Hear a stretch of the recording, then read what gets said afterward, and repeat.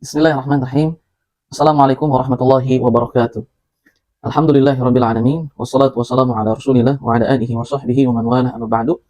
Segala puji hanya milik Allah Subhanahu wa taala. Shalawat serta salam semoga selalu tercurahkan kepada nabi kita Nabi Muhammadin sallallahu alaihi wasallam dan semoga tercurahkan pula kepada segenap keluarganya, sahabat-sahabatnya dan para pengikutnya hingga akhir zaman. Dan semoga Allah Subhanahu wa taala menjadikan kita semua sebagai pengikut setianya Rasulullah sallallahu alaihi wasallam. Kembali lagi bersama kita di channel Makarimul Akhlak. Kita masih membahas tentang kitab pembagian al-waris gitu, al-faraid atau ilmu al-mawaris. Dan sebelumnya sudah kita bahas tentang perkenalan ilmu al-mawaris ini, definisinya apa, kemudian keutamaannya apa, siapa yang meletakkannya, siapa yang menulisnya pertama kali, kemudian apa hikmahnya, apa hukum mempelajarinya gitu, dan adakah umat-umat lain yang memiliki pembagian warisan seperti ini, kemudian bagaimana kesaksian ilmuwan-ilmuwan barat saat mereka membaca tentang ilmu al-mawaris ini di dalam buku-buku fikih Islami yang ditulis oleh para ulama kaum muslimin. Dan pada pertemuan kedua ini kita akan mulai membahas pada kitabnya halaman 6 bisa dilihat, yaitu tentang al-irth. Al-irth artinya adalah harta warisan gitu. Nah, di sini disebutkan terdapat 8 bab pembahasan. Terdapat 8 bab pembahasan. Bab yang pertama adalah hak-hak yang berkaitan dengan harta waris gitu. Jadi saat berbicara tentang ilmu waris itu hanya ada pembahasannya ada 8 saja. Ada 8 pembahasan tentang tema ilmu al-mawaris atau ilmu al-faraid, atau yang ada di kitab ini pembahasannya hanya ada 8 saja. Yang pertama adalah hak-hak yang berkaitan dengan harta waris. Kemudian yang kedua adalah yang berkaitan dengan harta warisan itu sendiri. Kalau tadi kan hak-hak yang berkaitan dengan harta waris. Ini ada harta waris nih, orang meninggal kemudian meninggalkan harta waris ini. Maka apa hak-hak yang berkaitan dengan harta waris ini gitu? Apa saja nanti di pembahasannya. Adapun yang kedua, bab kedua tentang harta warisan itu sendiri. Siapa yang nanti akan mewarisinya, siapa yang tidak, dan berapa bagiannya gitu ya. Kemudian yang keempat itu ada tentang ahli waris al-furud. Ahli waris golongan al-furud. Al-furud itu disebutkan di sini dia bentuk jamak dari kata al-fardu yang artinya adalah wajib. Maksudnya adalah mereka yang mendapatkan jatah waris yang telah ditentukan oleh Allah dalam Al-Qur'anul Karim secara wajib. Itulah mereka ashabul furud. Ahli waris yang mendapatkan hak yang wajib yang telah Allah sebutkan dalam Al-Qur'anul Karim, ashabul furud. Nama-namanya yang disebut dalam Al-Qur'anul Karim, misalkan istri dapat 1/2 gitu ya, atau istri misalkan dapat 1/4, suami misalkan dapat 1/2, kemudian nanti siapa yang dapat 1/3 dan seterusnya. Itu adalah golongan al-furud, orang-orang yang mendapatkan hak yang sudah Allah tentukan dalam Al-Qur'anul Karim secara wajib, mereka mendapatkan hak-hak tersebut. Kemudian al-hajbu, apa itu al-hajbu? Bab kelima, al-hajbu adalah ini ahli waris nih, mestinya dia mendapatkan harta warisan gitu. Tapi karena dia termahjub, mahjub artinya terhalang, karena ada ahli waris yang lebih tinggi lagi, yang lebih dekat lagi darinya gitu. Maka para ulama mengatakan tidak boleh ada orang gitu ya yang berfatwa tentang ilmu waris sampai akhirnya ia mengetahui tentang ilmu al-hajbu ini. Siapa saja ahli waris yang tadinya mestinya mendapatkan bagian tapi terhalang gitu dengan adanya ahli waris lainnya. Siapa saja mereka yang terhalang, termahjub. Itulah pembahasan al-hajbu. Tidak boleh seorang berfatwa tentang ilmu waris sampai akhirnya mereka mengetahui tentang tema al-hajbu ini. Kemudian pembahasan yang keenam, pembahasan tentang ar-raddu. Ar-raddu itu nanti setelah harta waris dibagi-bagi, kemudian tiba-tiba masih ada sisanya gitu. Nah, sisanya ini dikembalikan kemana gitu? Siapa yang berhak mendapatkan sisa dari harta waris ini setelah semua orang telah mengambil bagiannya, tapi masih tersisa? Nanti itu dibahas di pembahasan bab ke-6, itu ar-raddu. Kemudian bab ketujuh adalah warisan zawil arham. Warisan zawil arham. Jadi dalam Al-Qur'an Karim Allah menyebutkan wa ulul arhami ba'duhum aula bi ba'din fi kitabillah, bahwa sebagian kerabat, sebagian keluarga gitu ya, ada yang lebih berhak mendapatkan warisan dari selainnya. Jadi artinya enggak seluruh keluarga besar itu mendapatkan harta warisan gitu. Siapa yang mendapatkan dan siapa yang tidak mendapatkan. Nah, itulah yang disebut dengan zawil arham gitu. Kapan zawil arham ini dia yang tidak termasuk golongan al-furud tadi, juga dia tidak termasuk golongan yang mendapatkan sisa gitu. Nah, maka ada muncul namanya zawil arham, kerabat juga. Nah, siapakah mereka dan bagaimanakah warisan mereka dan seterusnya nanti di pembahasan ke-7. Kemudian yang ke-8 tentang cara menghitung pembagian warisan. Tentu ini bab yang terakhir, insyaallah taala kita akan bahas di bab terakhir. Kita masuk kepada bab pertama. Yaitu hak-hak yang berkaitan dengan harta waris gitu ya. Terdapat satu poin pembahasan, yaitu hak-hak yang berkaitan dengan harta waris itu ada 5 gitu. Berkaitan dengan harta waris itu ada 5.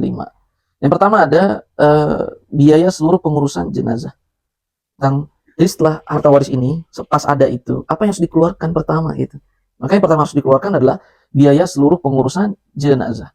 Dari apa misalnya pemandian gitu ya, pemandiannya, kemudian pengkafanannya gitu. Kemudian gali kuburnya, dan seterusnya gitu. Nah, maka biaya inilah yang pertama kali harus dikeluarkan dari harta warisan mayit yang ada gitu. Jadi setelah ada yang wafat, mayit wafat, dan dia memiliki harta waris gitu kan ya. Nah, maka yang pertama kali harus dikeluarkan adalah dari harta warisan itu biaya pengurusan jenazah, pemandian jenazah, kemudian pengkafanan jenazah, kemudian penggalian kubur jenazah, misalnya mobil ambulan dikirim dari kota ke kota karena mungkin tinggalnya jauh dan seterusnya. Maka itulah yang harus dikeluarkan pertama. Hak-hak yang berkaitan dengan harta waris. Hak yang pertama adalah dikeluarkan dari harta waris itu biaya seluruh pengurusan jenazah. Itu poin pertama. Dan poin yang kedua, dikeluarkan hak yang kedua adalah keluarkan hutang-hutang yang berkaitan dengan harta waris ini. Itu ada dua. Yang pertama adalah wasiat, yang kedua adalah gadaian, bayar gadaian. Saya contoh, si mayit ini sebelum wafat itu dia berwasiat, tolong berikan putra saya ini sekian. Kalau saya sudah meninggal, tolong berikan pada fulan sekian. Kalau saya sudah meninggal, tolong berikan pada fulan sekian. Itu wasiat. Nah, saat si mayit itu wafat, maka harta waris yang ditinggal itu dia harus dikeluarkan dulu tuh. Yang pertama kan tadi untuk pengurusan jenazah. Yang kedua adalah coba lihat si mayit ini punya wasiat enggak? Oh iya punya wasiat, maka dikeluarkan dulu nih dari harta ini. Dikeluarkan dulu untuk wasiatnya. Kemudian misalkan yang kedua adalah gadaian. Jadi misalnya contoh dia membeli sesuatu, tidak bisa bayar cash gitu. Dia berhutang. Akhirnya beli sesuatu berhutang. Kemudian saat dia dapat barang itu dia bilang, "Saya akan bayarnya setelah sebulan." Gitu. Nah, inilah gadaiannya. Misalnya gadaiannya adalah tameng perang atau sepeda atau motor dan seterusnya. Nah, saat dia wafat, sebelum dia melunasi gadaiannya itu, maka harta warisnya dia ini, hak yang kedua harus dibayarkan dulu tuh gadaiannya. Karena Rasulullah SAW pernah membeli makanan gandum itu, satu karung gandum. Rasul tidak bisa membayarnya secara langsung. Rasul bilang, nanti saya bayarnya setelah di waktu fulan gitu. Ini sebagai gadaiannya adalah tameng perang Rasul SAW. Dan akhirnya saat Rasul wafat itu Rasul belum membayar gadaiannya itu, sehingga tameng perang Rasul itu masih ada di orang tersebut gitu. Karena Rasul belum bisa membayar hutangnya. Nah, artinya hak yang kedua yang berkaitan dengan harta waris dikeluarkanlah untuk wasiatnya atau gadaiannya tadi. Dibayarkan dulu nih, tebus gadaian berapa kemarin. Misalnya kemarin 1 juta, ya udah dikeluarkan dari harta waris 1 juta untuk membayar gadaiannya. Itu hak yang kedua yang harus dikeluarkan dari harta waris. Dan yang ketiga adalah hutang-hutang pribadi mayit gitu. Nah, hutang-hutang pribadi mayit baik kepada Allah, hutangnya kepada Allah maupun kepada manusia gitu. Hutang kepada Allah misalnya dia punya zakat, hartanya saat itu sudah wajib bayar zakat, sudah mencapai nisab, kemudian wajib membayar zakat. Tapi qadarullah apa yang terjadi? Dia wafat sebelum akhirnya membayar zakat. Maka ini hutang dia kepada Allah Subhanahu wa taala zakat. Karena kan itu ibadah kepada Allah Subhanahu wa taala. Sehingga sebelum dia dimakamkan dan seterusnya, saat dia wafat itu yang ketiga dikeluarkan nih hutang kepada Allahnya dulu zakat. Gitu ya. Kemudian misalnya yang lain zakat fitrah. Misalnya waktu maghrib malam Idul Fitri itu kan orang wajib, siapa saja yang sudah masuk maghrib di malam takbiran Idul Fitri, maka dia wajib membayar zakat fitrah.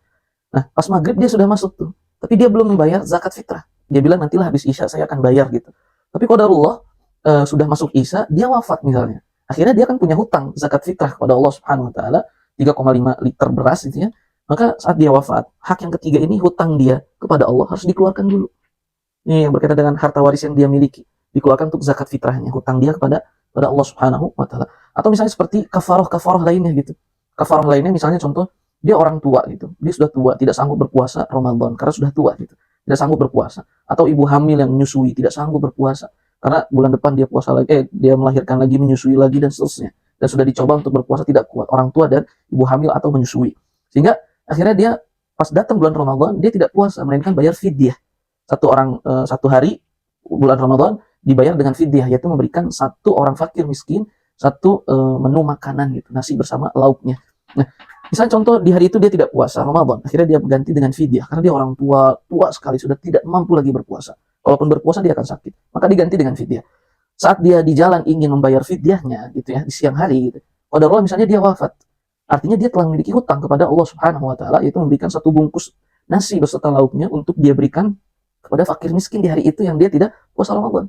Akhirnya setelah dia wafat, harta warisan ini dikeluarkan dulu untuk bayar hutang dirinya kepada Allah Subhanahu wa taala. Misalnya contoh haji yang wajib. Haji yang wajib itu kan setahun sekali, seumur hidup sekali.